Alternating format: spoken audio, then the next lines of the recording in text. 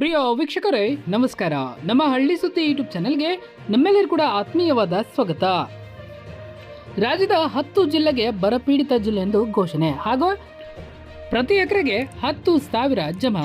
ಬನ್ನಿ ಹಾಗಾದ್ರೆ ಯಾವೆಲ್ಲ ಜಿಲ್ಲೆಗೆ ಬರಪೀಡಿತ ಜಿಲ್ಲೆಗಳು ಎಂದು ಘೋಷಣೆ ಮಾಡಲಾಗಿದೆ, ಯಾವೆಲ್ಲ ರೈತರಿಗೆ 10,000 ಸಿಗಲಿದೆ, ಎಲ್ಲವನ್ನು ಕೂಡ ನಾನು ಈ ವಿಡಿಯೋದಲ್ಲಿ ಒಂದೊಂದಾಗಿ ತಿಳಿಸ್ಕೊಡ್ತಾ ಹೋಗ್ತೀನಿ. ದಯವಿಟ್ಟು ವಿಡಿಯೋನ ಎಲ್ಲೂ ಕೂಡ ಸ್ಕಿಪ್ ಮಾಡದೆ ಕೊನೆವರೆಗೂ ನೋಡಿ. ನಮಸ್ಕಾರ ವೀಕ್ಷಕರ, ನಮ್ಮ ಚಾನಲ್ಗೆ ಆತ್ಮೀಯವಾದ ಸ್ವಾಗತ. ಹಾಗೆ ನೀವು ಯಾವ ಜಿಲ್ಲೆಯಿಂದ ನಮ್ಮ ವಿಡಿಯೋನ ನೋಡ್ತಾ ಇದ್ದೀರಿ ಎಂಬುದನ್ನ ಕಮೆಂಟ್ ಮಾಡಿ ತಿಳಿಸಿ. ಇವತ್ತಿನ ವಿಡಿಯೋದಲ್ಲಿ ರಾಜ್ಯದ ರೈತ ಬಾಂಧವರಿಗೆ ಅತಿ ಮುಖ್ಯವಾದ ಹಾಗೂ ತುರ್ತಾಗಿ ತಿಳಿಯಲೇಬೇಕಾದ ಮಾಹಿತಿಯನ್ನು ಹೊತ್ತು ತಂದಿದ್ದೇವೆ. ಜೂನ್ ಹೋಯಿತು, ಜುಲೈ ಮುಗಿತು, ಆಗಸ್ಟ್ ಬಂದರೂ ಕೂಡ ವರುಣ ದೇವರ ಕೃಪೆ ಆಗಲಿಲ್ಲ. ಮುಂಗಾರು ಮಳೆಯನ್ನೇ ನಂಬಿ ಸಾಲ ಸೂಲ ಮಾಡಿ ಭೂಮಿಗೆ ಬೀಜ ಹಾಕಿದ ರೈತ ಇಂದು ಕಣ್ಣೀರು ಹಾಕುವ ಪರಿಸ್ಥಿತಿ ನಿರ್ಮಾಣವಾಗಿದೆ. ಕಣ್ಣೆದುರೇ ಬೆಳೆಗಳು ಒಣಗ್ತಾ ಇವೆ. ಈ ಸಂಕಷ್ಟದ ಸಮಯದಲ್ಲಿ ಸರ್ಕಾರ ರೈತರ ಕೈ ಹಿಡಿಯುತ್ತಾ ರಾಜ್ಯದ ಯಾವ ಯಾವ ಜಿಲ್ಲೆಗಳನ್ನ ಬರಪೀಡಿತ ಎಂದು ಘೋಷಣೆ ಮಾಡಲಾಗ್ತಾ ಇದೆ. ರೈತರಿಗೆ ಪ್ರತಿ ಎಕರೆಗೆ 10,000 ರೂಪಾಯಿ ಪರಿಹಾರ ಸಿಗುತ್ತಾ? ಹೌದು ಸ್ನೇಹಿತರೆ, ರಾಜ್ಯ ಸರ್ಕಾರದ ಮುಂದಿನ ಲೆಕ್ಕಾಚಾರವೇನೋ, ಕೇಂದ್ರ ಸರ್ಕಾರದ ಪಾತ್ರವೇನೋ ಎಂಬ ಸಂಪೂರ್ಣ ಹಾಗೂ ನಿಖರವಾದ ಮಾಹಿತಿಯನ್ನ ಈ ವಿಡಿಯೋದಲ್ಲಿ ಎಳೆಯಾಗಿ ಬಿಚ್ಚಿಡಲಿದ್ದೇವೆ. ವಿಡಿಯೋನ ಸ್ಕಿಪ್ ಮಾಡದೆ ಕೊನೆವರೆಗೂ ನೋಡಿ. ಹಾಗೆ ನೀವು ನಮ್ಮ ಚಾನಲನ್ನು ಸಬ್ಸ್ಕ್ರೈಬ್ ಆಗಿಲ್ಲ ಅಂತಂದ್ರೆ ಈಗಲೇ ಸಬ್ಸ್ಕ್ರೈಬ್ ಮಾಡ್ಕೊಳ್ಳಿ. ರಾಜ್ಯದಲ್ಲಿ ಈ ವರ್ಷ ವಾಡಿಕೆಗಿಂತ ತೀರಾ ಕಡಿಮೆ ಮಳೆ ಆಗಿದೆ. ಜಾಗತಿಕ ಹವಾಮಾನ ಬದಲಾವಣೆ ಹಾಗೂ ಎಲ್ ನಿನೋ ಪ್ರವಾಹದಿಂದ ಮುಂಗಾರು ಮಳೆ ಬಹುತೇಕ ಕೈಕೊಟ್ಟಿದೆ. ಬಿತ್ತನೆ ಮಾಡಿದ ಬೀಜಗಳು ಮೊಳಕೆ ಹೊಡೆದಿದೆ. ಪೈರು ಬಂದಿದ್ರೂ ಸರಿಯಾದ ಸಮಯಕ್ಕೆ ಮಳೆಯಾಗದೆ ಒಣಗಿ ಕರಕಲಾಗ್ತಾ ಇವೆ. ರೈತರು ರಸಗೊಬ್ಬರ, ಟ್ರ್ಯಾಕ್ಟರ್ ಬಾಡಿಗೆ, ಕೂಲಿ ಆಳುಗಳ ಎಂದು ಸಾವಿರಾರು ರೂಪಾಯಿ ಬಂಡವಾಳ ಹಾಕಿದ್ದಾರೆ. ಆದರೆ ಈಗ ಆ ಬಂಡವಾಳವೆಲ್ಲ ಮಣ್ಣು ಪಾಲಾಗುವ ಭೀತಿ ಎದುರಾಗಿದೆ. ಪರಿಸ್ಥಿತಿ ಹೀಗೆ ಮುಂದುವರೆದರೆ ಅನ್ನದಾತನ ಬದುಕು ಬೀದಿಗೆ ಬರುವುದು ಖಚಿತ. ಇದೇ ಕಾರಣಕ್ಕೆ ರಾಜ್ಯಾದ್ಯಂತ ರೈತರು ಉಗ್ರ ಹೋರಾಟದ ಎಚ್ಚರಿಕೆ ನೀಡಿದ್ದು ತಕ್ಷಣವೇ ಬರ ಘೋಷಣೆ ಮಾಡುವಂತೆ ಸರ್ಕಾರದ ಮೇಲೆ ತೀವ್ರ ಒತ್ತಡ ಹೇರುತ್ತಿದ್ದಾರೆ.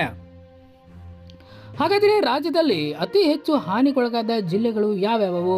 ವಿಶೇಷವಾಗಿ ಹೇಳಬೇಕೆಂದ್ರೆ ಉತ್ತರ ಕರ್ನಾಟಕದ ಭಾಗದ ಕಲ್ಯಾಣ ಕರ್ನಾಟಕ ಹಾಗೂ ಕಿತ್ತೂರು ಕರ್ನಾಟಕ ಜಿಲ್ಲೆಗಳಲ್ಲಿ ಪರಿಸ್ಥಿತಿ ತೀರಾ ಗಂಭೀರವಾಗಿದೆ.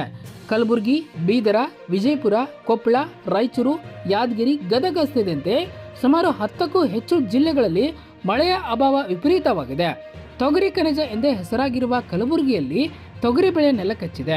ಹತ್ತಿ, ಶೇಂಗಾ, ಹೆಸರು, ಉದ್ದು ಬೆಳೆದ ರೈತರು ಆಕಾಶದ ಕಡೆ ಮುಖ ಮಾಡಿ ಕೂರುವಂತಾಗಿದೆ.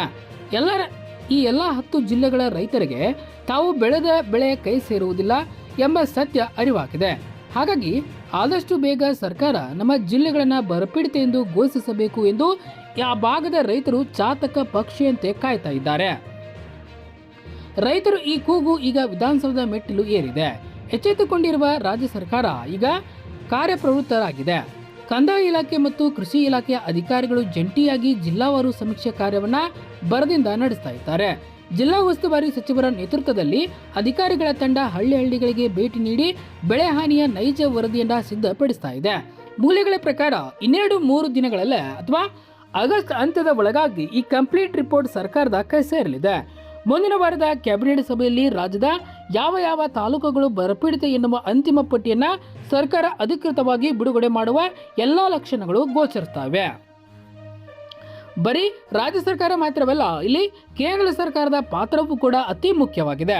ರಾಜ್ಯ ಸರ್ಕಾರ ಈಗಾಗಲೇ ಕೇಂದ್ರಕ್ಕೆ ಪತ್ರ ಬರೆದಿದ್ದು ಆದಷ್ಟು ಶೀಘ್ರವಾಗಿ ಕೇಂದ್ರದ ಬರ ಅಧ್ಯಯನ ತಂಡವನ್ನ ರಾಜ್ಯಕ್ಕೆ ಕಳುಹಿಸುವಂತೆ ಮನವಿ ಮಾಡಿದೆ. ಆದರೆ ಇಲ್ಲಿರುವ ಅತಿ ದೊಡ್ಡ ಸಮಸ್ಯೆ ಏನಪ್ಪಾ ಅಂತಂದ್ರೆ ಬರ ಘೋಷಣೆಯ ಮಾನದಂಡಗಳು. ಹೌದು, STRF ನಿಯಮಗಳ ಪ್ರಕಾರ STRF ನಿಯಮಗಳು ಬಹಳ ಕಠಿಣವಾಗಿವೆ. ಈ ಹಳೆಯ ನಿಯಮಗಳ ಪ್ರಕಾರ ಬರ ಘೋಷಣೆ ಮಾಡಿದರೆ ರೈತರಿಗೆ ಸಿಗುವ ಪರಿಹಾರ ಬಹಳ ಕಡಿಮೆ.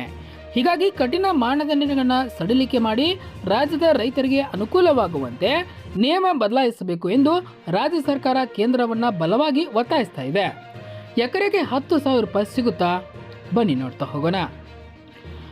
ಈ ಎಲ್ಲರ ಮನಸ್ಸಿನಲ್ಲಿರುವ ಒಂದು ಅತಿ ದೊಡ್ಡ ಪ್ರಶ್ನೆ ಏನಪ್ಪಾ ಅಂತಂದ್ರೆ ಬರ ಘೋಷಣೆ ಆದ್ರೆ ಎಕರೆಗೆ ಎಷ್ಟು ಹಣ ಪರಿಹಾರ ಸಿಗಬಹುದು? ರೈತಪರ ಸಂಘಟನೆಗಳು ಸರ್ಕಾರಕ್ಕೆ ಸ್ಪಷ್ಟ ಎಚ್ಚರಿಕೆ ನೀಡಿವೆ. ಈ ಬಾರಿ ಪ್ರತಿ ಎಕರೆಗೆ ಕನಿಷ್ಠ 5,000ರಿಂದ 10,000 ರೂಪಾಯಿಗಳವರೆಗೆ ಪರಿಹಾರ ನೀಡಲೇಬೇಕು ಎಂಬುದು ರೈತರ ಆಗ್ರಹ ಆಗಿದೆ. ಈ ಹಿಂದೆ ಸಿದ್ದರಾಮಯ್ಯನವರು ಮುಖ್ಯಮಂತ್ರಿ ಆಗಿದ್ದಾಗ ಬರ ಪರಿಹಾರವಾಗಿ ಎಕರೆಗೆ 2,000 ರೂಪಾಯಿ ನೀಡಲಾಗಿತ್ತು ಮತ್ತು ಇವತ್ತಿನ ದಿನಗಳಲ್ಲಿ 2,000 ರೂಪಾಯಿ ಏತಕ್ಕೆ ಸಾಲುವುದಿಲ್ಲ.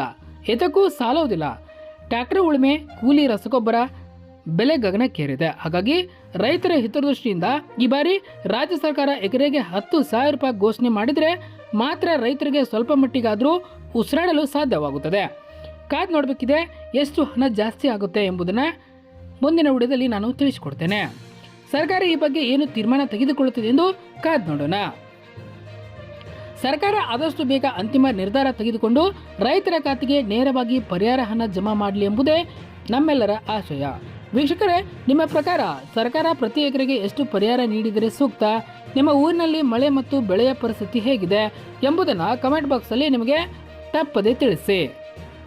ಈ ಮಾಹಿತಿ ನಿಮಗೆ ಉಪಯುಕ್ತ ಅನಿಸಿದರೆ ವಿಡಿಯೋನ ಲೈಕ್ ಮಾಡಿ ಮತ್ತು ರಾಜ್ಯದ ಪ್ರತಿಯೊಬ್ಬ ರೈತ ಬಾಂಧವರಿಗೂ ಈ ವಿಡಿಯೋನ ಶೇರ್ ಮಾಡಿ. ಇನ್ನೂ ಹೆಚ್ಚಿನ ರೈತಪರ ಸುದ್ದಿಗಳಿಗಾಗಿ ನಮ್ಮ ಚಾನಲನ್ನು ಸಬ್ಸ್ಕ್ರೈಬ್ ಮಾಡಲು ಮರೆಯದಿರಿ. ಧನ್ಯವಾದಗಳು. ಜೈ ಹಿಂದ್, ಜೈ ಕರ್ನಾಟಕ.